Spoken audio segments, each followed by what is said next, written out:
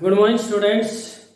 Today we are here with next part of this unit equilibrium, that is ionic equilibrium. Ionic equilibrium we will study in this second part of the unit. Let us start with this chapter. Electrolyte.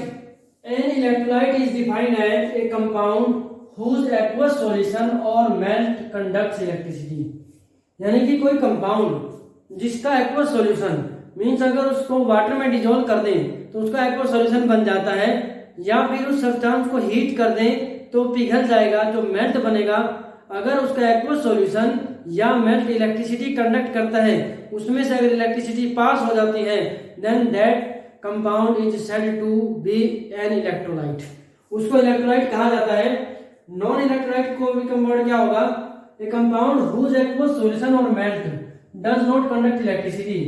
ऐसा compound जिसका melt यानी कि molten part, पिघला हुआ part, या फिर aqueous solution electricity conduct नहीं करता है, तो उसे हम क्या बोलते हैं? नॉन इलेक्ट्रोलाइट बोलते हैं। अब आ जाते हैं degree of dissociation. The fraction of total number of molecules. Fraction में हिस्सा, पार्ट।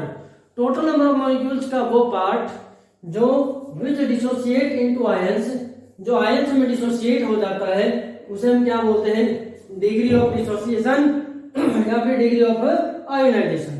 इसको हम किससे रिप्रेजेंट करते हैं? अल्फा से रिप्रेजेंट करते हैं। तो अल्फा क्या होगा? Number of moles dissociated divide by total number of moles taken. तो out of total number of moles कितने मोल्स डिसोसिएट हो जाते हैं, तो उसका जो रेशो होता है number of moles dissociated divide by total number of moles taken, तो that is called as alpha, that is degree of dissociation. Next is strong electrolyte. Strong electrolyte वो होता है जिसका मोल्टन स्टेट या फिर उसकी एक्वस सॉल्यूशन में electricity conduct होती हो, उसे हम इलेक्ट्रोलाइट बोलते हैं। तो इलेक्ट्रोलाइट में दो पार्ट है, स्ट्रॉन्ग एंड वीक इलेक्ट्रोलाइट। तो strong electrolyte is defined as a substance which dissociates almost completely into ions in aqueous solution.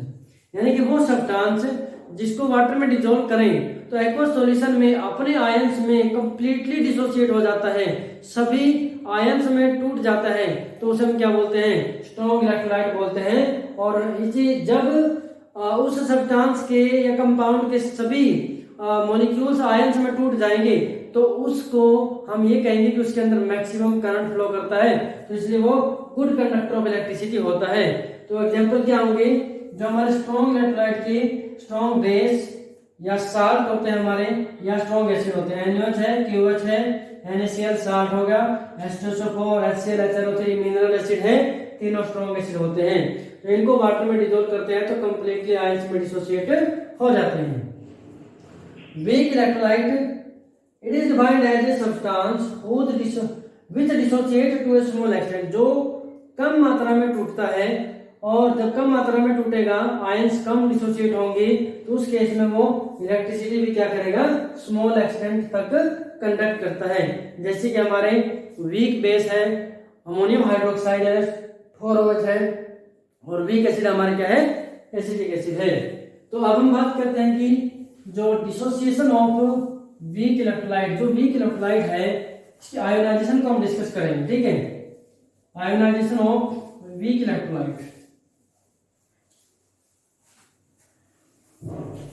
Ionization of weak electrolyte. So let us ionization of weak electrolyte. Ionization of weak electrolyte.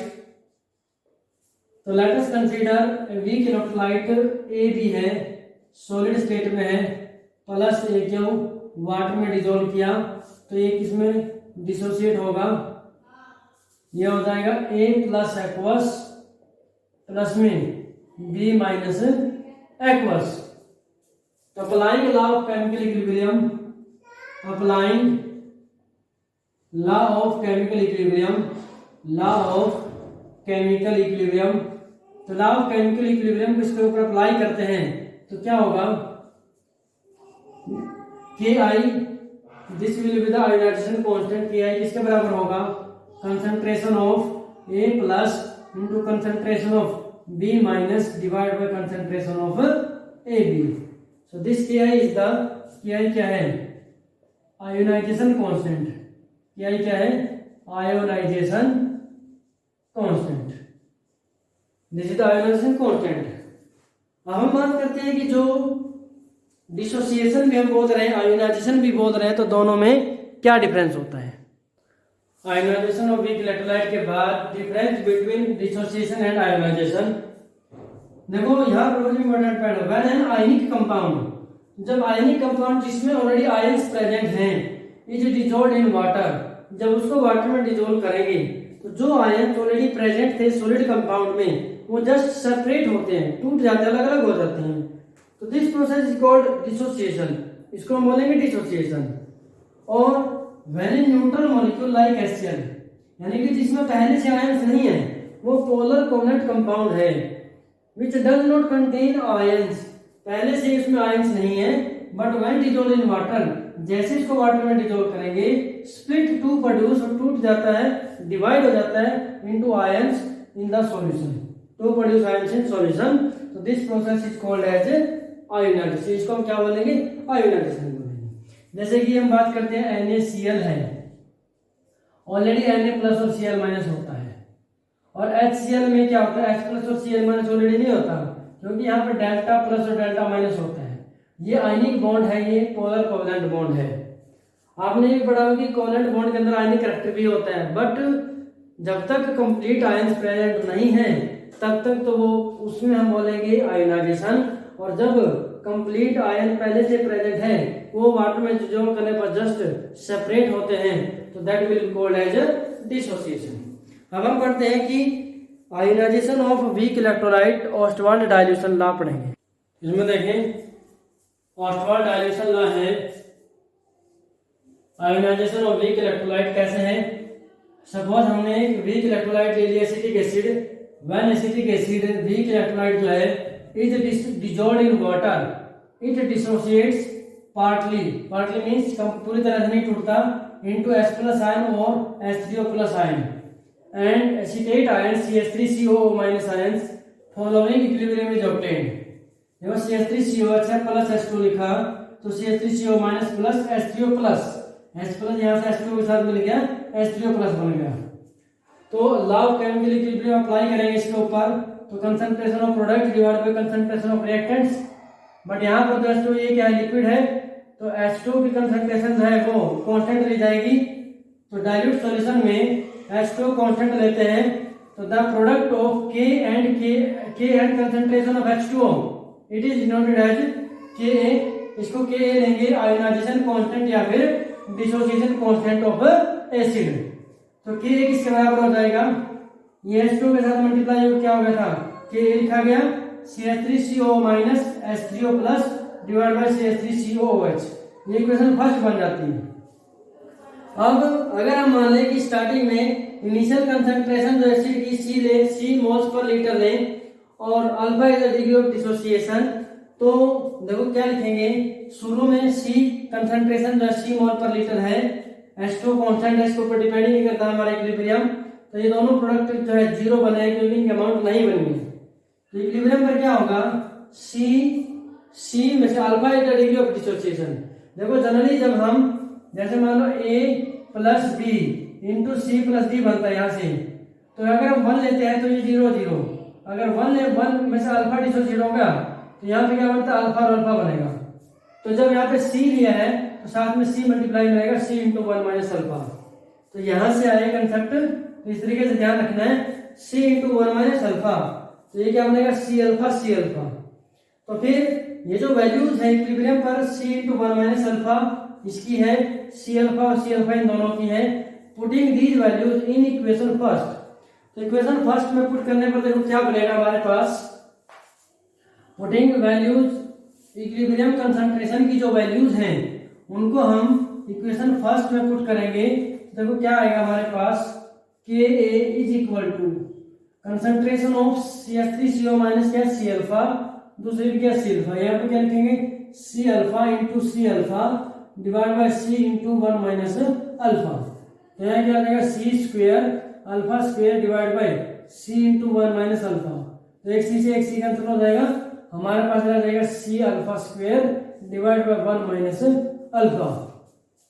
उसके बाद देखो कि हमारे पास क्या आया, C alpha square divide by 1 minus alpha.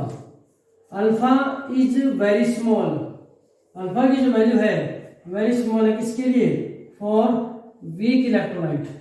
तो weak electrolyte के केस में अल्फा की वैल्यू डिग्री ऑफ डिसोसिएशन बहुत कम होता है, तो इसका मतलब है 1 minus alpha can be taken as 1, उसको नेग्लेक्ट कर सकते हैं, डिनोमिनेटर से अल्फा लिख सकते हैं, अल्फा 1 माइनस अल्फा को 1 लेंगे, तो यहाँ से के किसके बराबर आ जाएगा, सी अल्फा स्क्वायर के बराबर आ जाएगा। तो जब के सी अल्फा स्क्वायर के बराबर आ गया तो यहाँ से अल्फा स्क्वायर किसके बराबर आएगा, K a divide by C alpha square. तो यहाँ से अल्फा किसके बराबर आएगा, alpha is equal to under root of K a divide by सी। ठीक है, ये कब है, ये जब हमने क्या पढ़ा है, dissociation of weak electrolyte, weak acid का डिसोसिएशन लिया है। अगर हम बेस का लेते हैं फॉर वीक बेस, तो वीक बेस के केस में क्या होगा, अल्फा किसके बराबर होगा, K B divide by C under root. तब हमारे पास डिग्री ऑफ डिसोसिएशन किसके बराबर हो जाता है, K B root of K B divide by C. तो फिर हम जानते हैं कि जो कंसंट्रेशन है it is inversely proportional to volume. कैसे होता है, कंसंट्रेशन क्या होता है, number of moles divide by volume of solution in litre. तो सी किसके बराबर होता है, n बाई वी। तो यहाँ से हम क्या बोल सकते हैं कि कंसंट्रेशन वॉल्यूम के इनवर्सली प्रोपोर्शनल है, उल्टा लिखे तो volume is inversely proportional to concentration.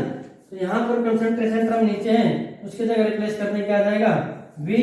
तो अल्फा इसके बराबर लिख सकते हैं k into V under root, या फिर square root of K V into V. तो बेस के केस में के वी इंटू वी लिखेंगे, एसिड के केस में के इंटू वी। तो इसी चीज को वर्डिंग की फॉर्म में अगर बोल दें तो वो बन जाएगा आपका ओस्टवाल्ड डाइल्यूशन लॉ। तो for a weak electrolyte the degree of the ionization alpha is inversely proportional to square root of molar concentration, इसके अकॉर्डिंग, एंड या फिर directly proportional to square root of volume containing 1 mole of solute. This is called as Ostwald's dilution law. Very important जो है, हमें introduction type में आपको पढ़ा है, इंपॉर्टेंट टॉपिक भी पढ़ा है, तो आपको इसमें ज्यादा से ज्यादा रिटन प्रैक्टिस की जरूरत है। और डियर स्टूडेंट्स, साथ के साथ अपना रेगुलरली नोट्स प्रिपेयर करते रहें, प्रीवियस जो वर्क है उसको कंप्लीट करते रहें। So this is enough for today, thank you and have a nice day.